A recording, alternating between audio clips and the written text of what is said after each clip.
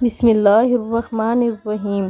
مخالفین کے دباؤ کے وقت پڑھی جانے والی دعا۔ یہ دعا حضرت نوح علیہ السلام نے اس وقت کی جب مخالفین دعوت قبول کرنے کے بجائے انہیں ایذا دینے پہ تل گئے، دھمکیاں دینے لگے اور لعنت اور ملامت کرنے لگے۔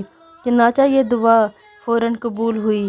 اسی وقت اللہ نے آسمان کے دہانے کھول دیے، موسلادھار بارش نازل ہو گئی اور زمین سے چشمے پھوٹے۔